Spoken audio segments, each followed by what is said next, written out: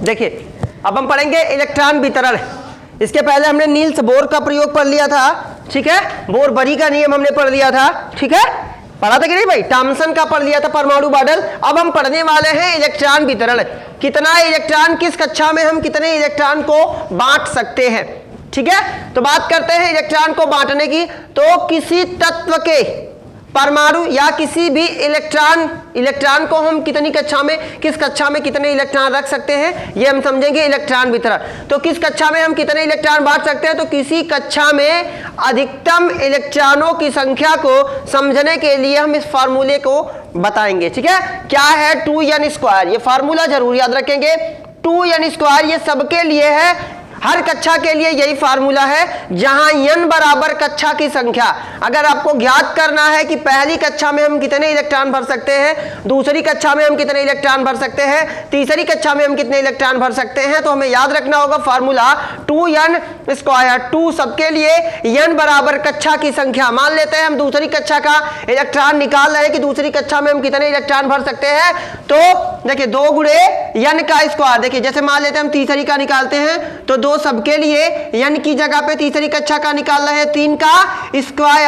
तो जब किसी चीज का स्क्वायर होता है इसका मतलब वही संख्या 2 बार, तो 3 × 9 और दूनी 18। तो तीसरी कक्षा में हम कितने इलेक्ट्रॉन भर सकते हैं, 18 भर सकते हैं। समझ में आ गई ना बात, कि किसी तत्व के नाभिक में अगर इलेक्ट्रॉन का वितरण करना हो, इलेक्ट्रॉन को देना हो, तो किस कक्षा में, पहली कक्षा में कितने इलेक्ट्रॉन दे सकते हैं, दूसरी कक्षा में कितने इलेक्ट्रॉन दे सकते हैं, तीसरी कक्षा में कितने इलेक्ट्रॉन दे सकते हैं। उसके लिए फार्मूला होता है 2n²।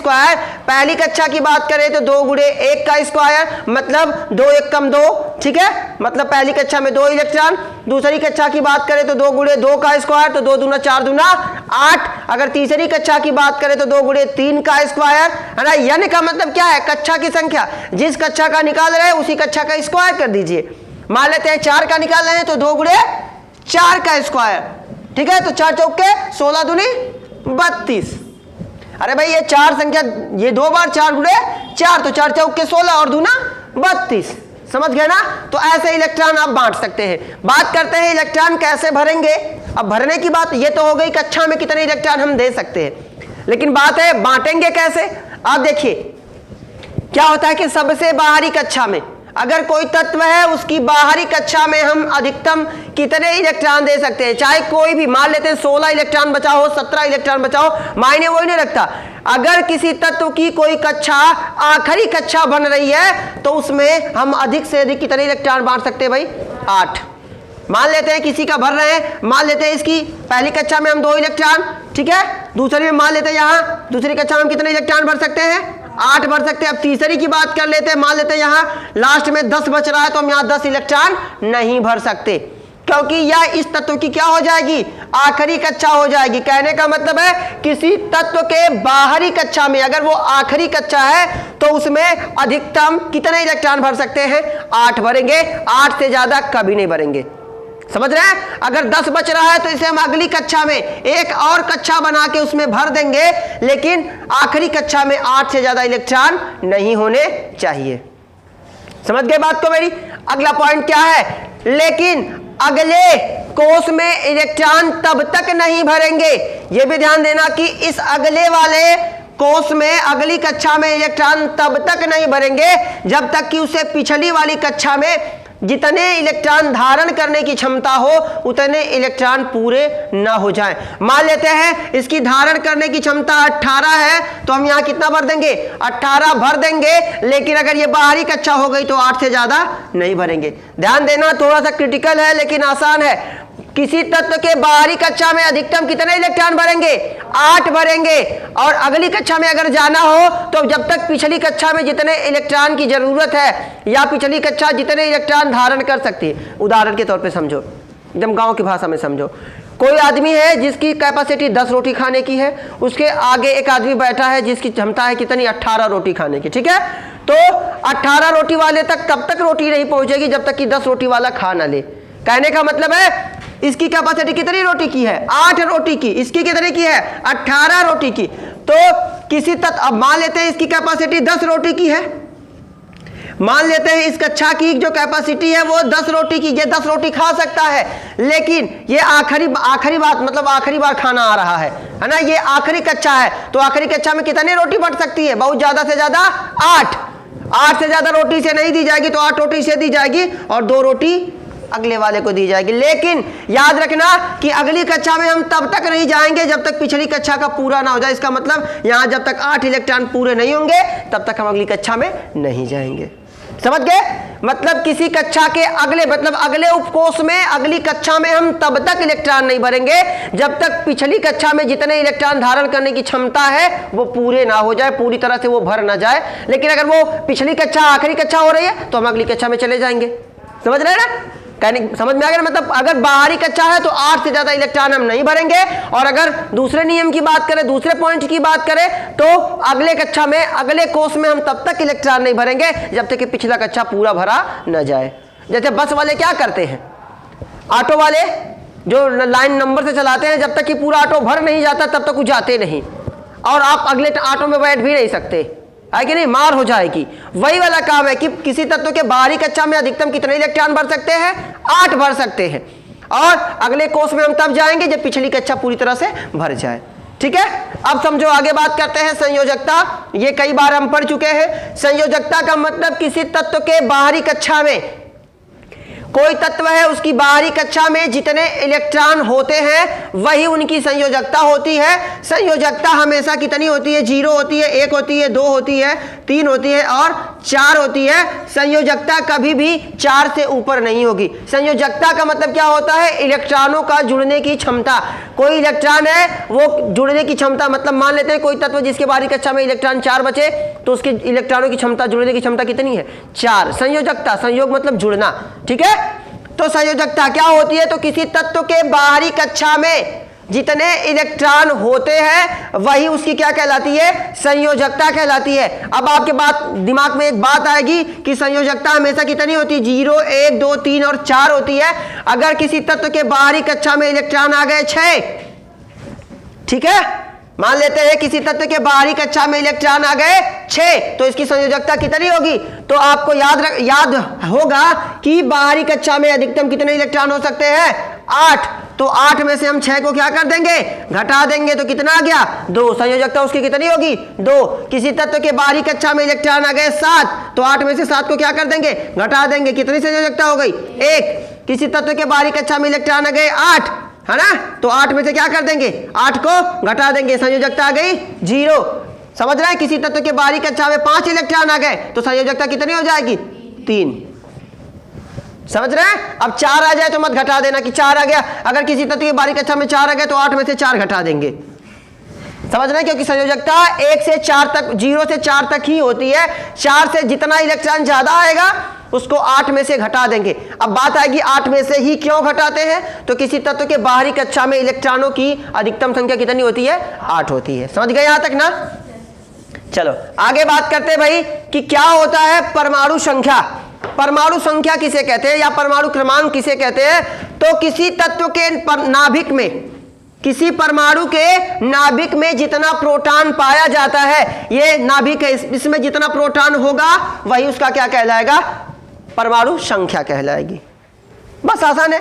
किसी तत्व के नाभिक में जितना प्रोटॉन पाया जाएगा, 6 प्रोटॉन तो परमाणु क्रमांक 6, 7 तो 7, 8 तो 8, 9 प्रोटॉन तो 9 परमाणु संख्या। समझ रहे हो? आगे बात करते हैं परमाणु संख्या को किससे दर्शाया जाता है? Z से दर्शाया जाता है। जैसे मान लेते हैं हाइड्रोजन की बात कर ले तो हाइड्रोजन में कितने प्रोटॉन होते हैं? 1 होता है, तो उसका परमाणु क्रमांक क्या होगा? 1 होगा। कार्बन की बात कर ले तो कार्बन का परमाणु क्रमांक कितना होता है? 6 होता है ना, तो इसमें कितने प्रोटॉन होंगे? 6।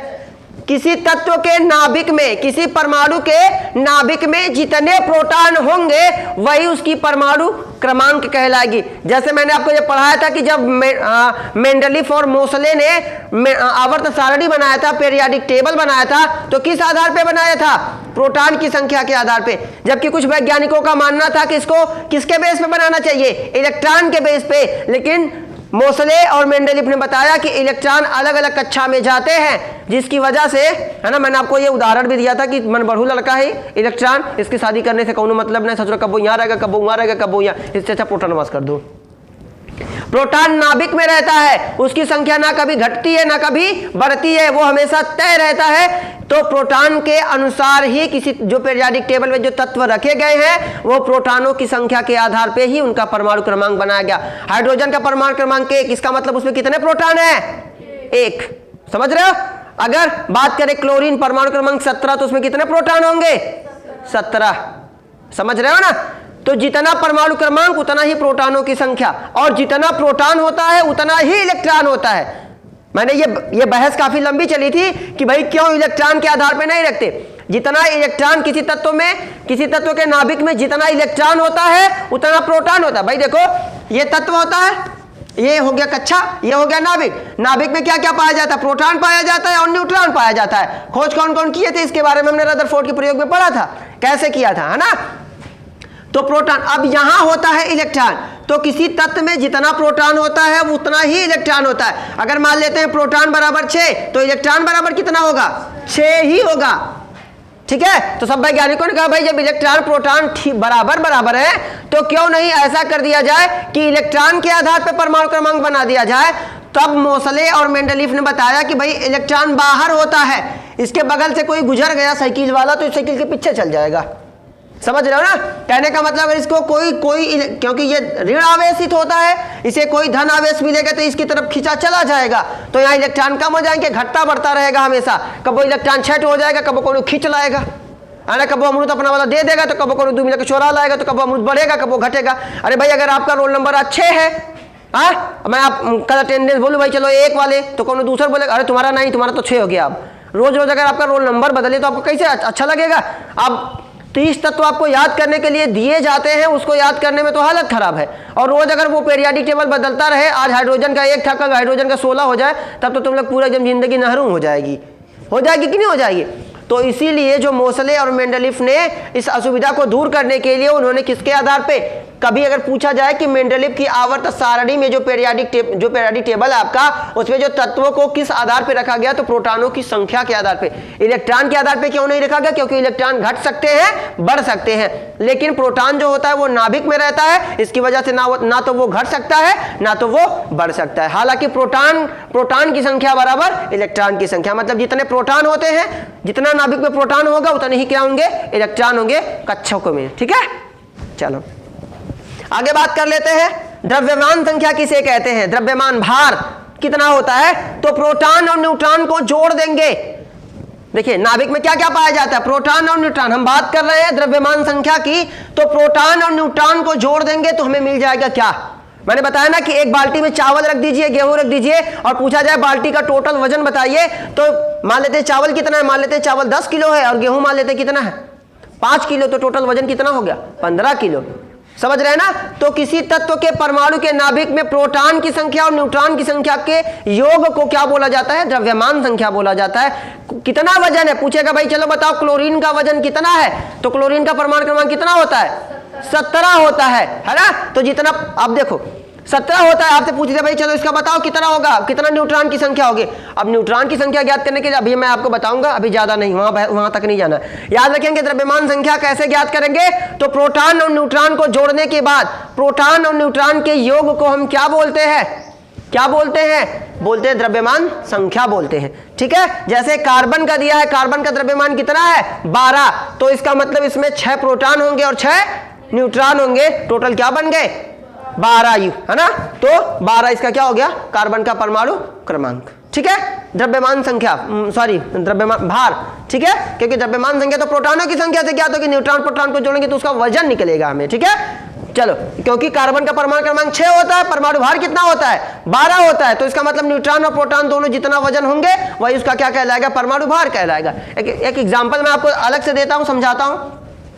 ये क्वेश्चन है आपका 1 नंबर का, समझ लीजिए। कैल्शियम का परमाणु भार निकालना है, न्यूट्रॉन की संख्या बतानी है, प्रोटॉन बताना है, परमाणु क्रमांक बताना है, और भार तो हो गया। ठीक है, अब कैसे ज्ञात करेंगे कि प्रोटॉन कितना होगा? चलो देखते हैं। ठीक है, बहुत आसान है, केवल थोड़ा सा ट्रिकी है, समझ जाइए इसको। देखो सब चीज आपको तय, पहले से तय रहती है, केवल प्रॉब्लम करता है कि थोड़ा सा न्यूट्रॉन। ठीक है, न्यूट्रॉन कैसे निकालते हैं? तो देखो प्रोटॉन कितना होगा भाई, मान लेते हैं कैल्शियम का प्रोटॉन, तो कैल्शियम का परमाणु क्रमांक कितना होता है? 20, परमाणु भार कितना होता है 40।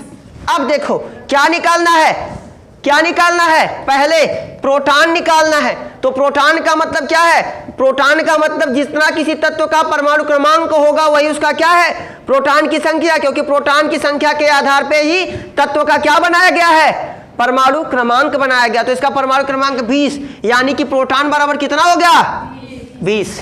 अब आपको मालूम है कि प्रोटॉन के बराबर ही इलेक्ट्रॉन होता है, जितना किसी तत्व में के नाभिक में प्रोटॉन होता है उतना ही क्या होता है, इलेक्ट्रॉन होता है। तो अगर इसके पास 20 प्रोटॉन है तो इलेक्ट्रॉन कितने होंगे, 20 होंगे। Very good.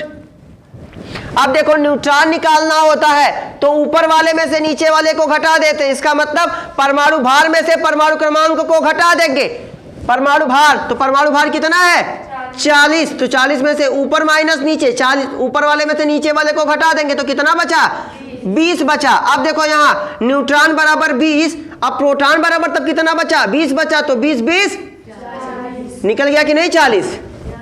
मतलब न्यूट्रॉन, यहाँ देखिए परमाणु भार बराबर क्या होता है, neutron plus proton, proton plus neutron, मतलब प्रोटॉन और न्यूट्रॉन को निकाल देंगे तो क्या निकल जाएगा, द्रव्यमान संख्या, मतलब परमाणु भार। तो देखो ये क्या हो गया, न्यूट्रॉन और प्रोटॉन बन गया ना परमाणु भार, समझ गए। अब देखो आगे परमाणु भार कैसे निकालेंगे, तो निकल गया परमाणु भार, न्यूट्रॉन प्रोटॉन को जोड़ देंगे। तो अब दूसरे लहजे में समझे, परमाणु भार हमेशा ज्यादा होगा। जो ज्यादा, मैंने ये भी बताया तो जो चीजें ज्यादा होंगी या तो उसे सर पे लेके जाएंगे या तो पीठ पे लेके जाएंगे। बैग यहाँ पैर में फंसा के तो लेके जाएंगे नहीं, किताब वाला लेके चले जाएंगे नहीं। जो वजन चीजें होती है वो हमेशा ऊपर होती है, तो परमाणु भार हमेशा ऊपर होता है, तो ऊपर है तो 40 लिख दिया। अब बात करेंगे परमाणु क्रमांक की, तो परमाणु क्रमांक कितना होगा, तो जितने प्रोटॉनों की संख्या वही उसका क्या होगा, परमाणु क्रमांक। तो कितना हो गया परमाणु क्रमांक, निकाल देंगे कि नहीं निकाल देंगे। अब ऐसे ही क्लोरीन की बात कर ले तो ऐसे ही आप क्लोरीन का निकाल दीजिएगा, निकाल देंगे कि नहीं निकाल देंगे। चलिए आगे थोड़ा सा छोटा सा पॉइंट है, इसको समझ जाइए। समस्थानिक, पीरियाडिक टेबल में कुछ ऐसे तत्व हैं जिनके परमाणु क्रमांक तो एक हैं लेकिन परमाणु भार अलग अलग हैं, अलग अलग जगह पे। समस्थानिक, अलग अलग जगह पे उनके परमाणु भार अलग अलग हैं। जैसे देखो हाइड्रोजन का परमाणु क्रमांक कितना है 1, लेकिन परमाणु द्रव्यमान कभी 1 होता है, कभी 2 होता है, कभी 3 होता है। वे तत्व जिनका परमाणु संख्या या परमाणु क्रमांक तो एक समान या समान होता है लेकिन परमाणु द्रव्यमान अलग अलग होता है, उन्हें हम क्या बोलते हैं, समस्थानिक। समझ में आ गई बात है यहाँ तक। कार्बन की बात कर ले तो कितने होता है, परमाणु क्रमांक कितना होता है 6, लेकिन परमाणु द्रव्यमान कितना होता है, कहीं 12 होता है, कहीं 14 होता है। क्लोरीन की बात कर ले तो इसका परमाणु क्रमांक कितना होता है 17, लेकिन कहीं कहीं इसका 35.5 होता है, आप जानते हैं, कहीं 35 होता है, कहीं 37 होता है। तो वे तत्व जिनकी परमाणु संख्या तो समान लेकिन परमाणु भार बदलते रहते हैं, उन्हें क्या बोला जाता है, समस्थानिक। और दूसरा होता है भाई समभारिक। क्या होता है समभारिक, समान भार वाले, समभारिक समस्थानिक समान स्थान वाले, ठीक है। अब देखो कैल्शियम, कुछ ऐसे तत्व होते हैं जिनका परमाणु क्रमांक अलग अलग होता है। यहाँ क्या था, परमाणु क्रमांक समान था लेकिन परमाणु भार अलग अलग। यहाँ क्या है, कुछ ऐसे तत्व होते हैं जिनका परमाणु क्रमांक अलग अलग होता है लेकिन द्रव्यमान एक होता है। देखो कैल्शियम कितना होता है परमाणु क्रमांक 20, परमाणु भार कितना होगा 40, कितना होगा 40। अब यही आर्गन का देख लो, आर्गन का परमाणु क्रमांक कितना है 18, कैल्शियम का कितना है 20, आर्गन का कितना है 18, लेकिन परमाणु भार कितना है 40। तो वे तत्व जिनका परमाणु क्रमांक अलग अलग लेकिन परमाणु भार क्या होते हैं, परमाणु भार समान होते हैं, उन्हें समभारिक बोला जाता है। समझ गए बात यहां तक। ये था आपका चौथा चैप्टर। मिलते हैं अगले वीडियो में। Best of luck.